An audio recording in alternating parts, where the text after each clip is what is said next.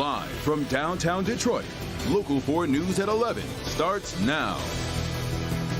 The official start of summer is just hours away, and we're going to be kicking it off with steamy conditions. Glad you're with us at 11. Just like last week, we were talking about record-breaking temperatures again. So let's get right over to Andrew with whether we will break the record of 96 degrees. Andrew. Kimberly and Devin, there's a good chance of breaking that 90-year-old degree, almost 90 years old. We're looking at high temperatures tomorrow, easily in the middle 90s. 96 was set back in 1933. Well, we could make it up to 96 or even 97, possibly tying or breaking that record. Record highs for the rest of the week, at least through Friday, are in the 90s. The second day of 90s will be on Wednesday, first full day of summer. Summer begins tomorrow morning at 5:13 in the morning. First full 24-hour day of summer on Wednesday, a high of 93, 5 degrees shy of the record. Then not as hot, but still pretty steamy with temperatures above average in the 80s. So tomorrow it looks like it's certainly going to be the hottest day, if not a record breaker. 72 warm degrees right now over in Pontiac, 67 for our neighbors over in Mount Clemens. Warm front has already moved through all of southeast Michigan, so we're seeing mild to warm 60s and 70s right now. The humidity remains at bay, mostly upper 50s and low 60s. That's where the dew point temperature is, a measure of moisture in the atmosphere, and temperature and heat index for now are one and the same. But look at that heat index as we go into tomorrow. Starts off fine in the 60s, but soars to near 100 or slightly more tomorrow afternoon. So do what you can to stay cool, drink plenty of water, and of course, don't forget your sunblock with all that sunshine. More on the rest of the week's forecast coming up. Andrew, thank you. Some breaking news now. Justin from downtown Detroit, where an accident involving a pedal bar sends a woman to the hospital. This happened right outside Comerica Park, and Tim Pamplin is on the scene with the night cam. Tim. Well, there you see the young lady, said to be in her mid-20s. Good news, she is talking to the medic. She's alert and conscious. Here's what happened. We're at Montcalm and Woodward. That's the, you see Comerica Park off in the background. As I make my way around this police cruiser, there is the Michigan Pedal Bar, the Michigan Peddler. It's a pedal bar. You see them running around town. People get on there. A dozen or so people have a jolly good time, typically. Unfortunately, this evening, the young lady became disconnected from the vehicle, fell underneath, and then the thing ran her over. Again, she's in the back of the ambulance. She is talking to the medics, and police are talking to other people that were on this pedal bar outside Comerica Park. But to recap, a young lady said to be in her mid-20s was out having fun with some friends tonight on this Michigan pedal bar around Foxtown area when she became dislodged from the vehicle, got caught up underneath, and was ran over. That is the scene outside Comerica Park with the night cam. Tim Pamplin, Local 4. Okay, Tim. A Berkeley City Councilman is at the center of controversy tonight for voting against a Pride block party. He explained his vote by saying he had deeply held religious beliefs that homosexuality is wrong. Mara McDonald live in Berkeley tonight. Mara, his comments, though, did not stop there. No, Devin, they did not. He continued on to say that he didn't believe he was homophobic because he viewed all sin equally. Take a look. Before public comment could even begin, Councilman Dennis Hennon issued an apology. I need to learn to speak with more compassion, to reach out to more people when making decisions, and to keep my religious views separate from government policy. Again, I'm sorry. The apology didn't dim the hurt and anger over his original words. I had never known your beliefs before that were so hateful and deep because you never offered that information to me before I voted for you twice. Your religion is just that, yours.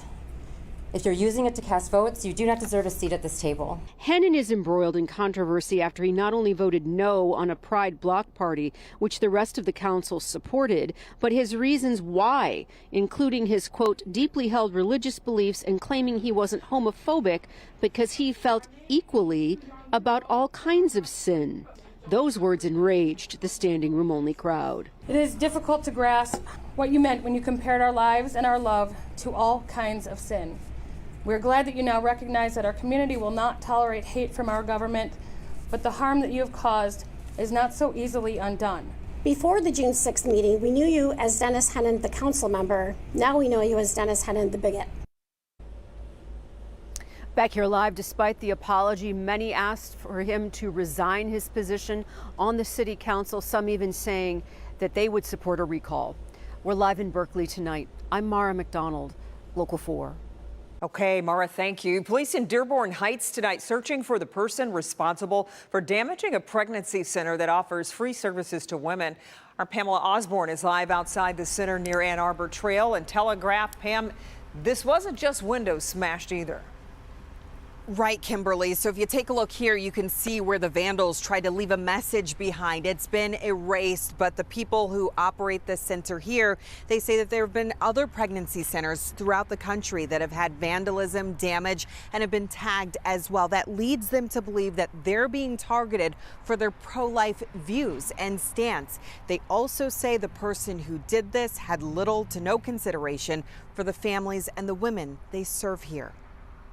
Broke all the windows, basically. Gary Hillebrand is upset. The Pregnancy Resource Center he oversees became a target for vandals overnight Sunday into Monday morning. I feel bad for all the people who donate money and goods and time here, that some of that has to go to cleaning up. In all, 11 windows were smashed, 3 glass doors shattered, but it's the message that was sprayed onto the building that has Hillebrand thinking they were targeted. I think it's all related to Roe v. Wade decision coming down from the Supreme Court.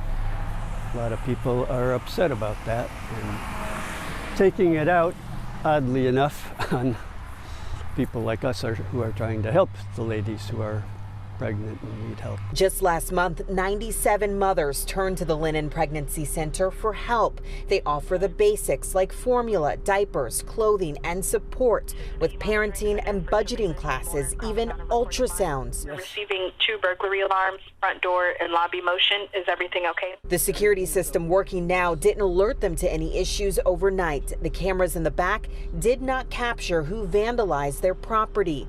Hillebrand would like to know who, but more than that, he wants the women and families they serve to know their doors are still open. I don't know what to say to them.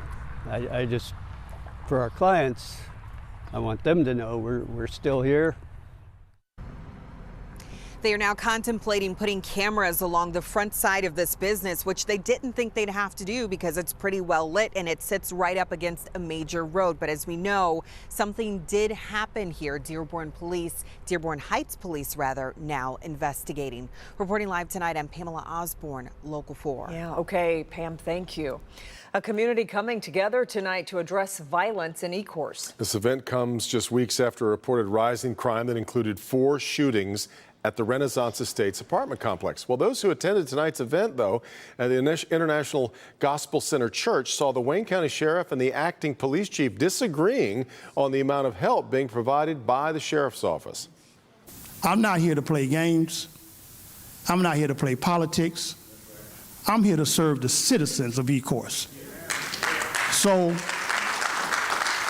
if someone wants to get involved in the game playing and politics, you can't play politics with folks' lives. Most of these crimes are being committed on the weekends and at night. The Sheriff's Department is mostly being there during the week when nothing is going on. Sheriff says deputies are regularly patrolling in Ecorse. The acting chief disagreed. The sheriff says his department will provide assistance through summer and into the fall. And by the end of the meeting, it is important to point out the sheriff agreed to meet with the pastor and the acting chief to discuss solutions.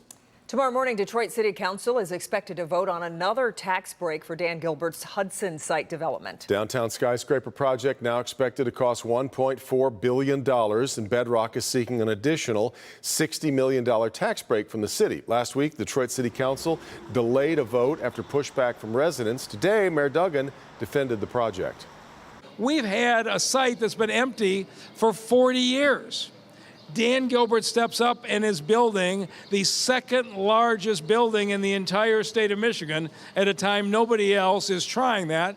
Construction costs have gone up dramatically. He's now planning a 48-story building.